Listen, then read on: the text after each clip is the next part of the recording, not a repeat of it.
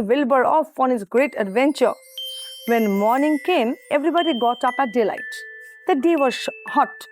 Up the road at the Arabel's house, Fern lugged a pail of hot water to her room and took a sponge bath. Thus, Fern and Avery, the children of Zuckerman, had their sponge bath. Now, suddenly, Mrs. Zuckerman had an idea. She said to her husband, Mr. Zuckerman, I think I want to give Wilbur a bath and a bath in buttermilk. So he says, Homer, I'm going to give that pig a buttermilk bath. What? Said Zuckerman. A buttermilk bath. My grandmother used to bathe her pig with buttermilk. When it got dirty, I remembered. Well, Wilbur's not dirty, said Mr. Zuckerman proudly. So Zuckerman wasted no time. She climbed in with Wilbur and went to work.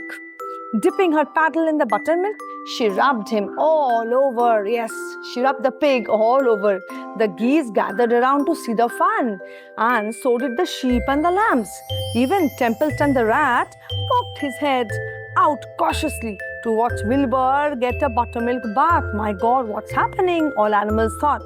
Charlotte got so interested, she lowered herself on a drag line so she could see better because, as you know, Charlotte is a spider and she is on her web. So she had to lower herself and hang to see better what is happening with Wilbur all out there. Wilbur stood still and closed his eyes. He could feel the buttermilk trickling down his sides. He opened his mouth and some buttermilk ran in it. Wow, it was delicious. He felt radiant and happy. When Mrs. Zuckerman got through and rubbed him dry, he was the cleanest, prettiest. How the animals there?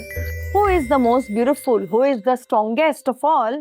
Who has a high chance of getting sold? Well, who has a high chance of buying more and more tickets from the viewers?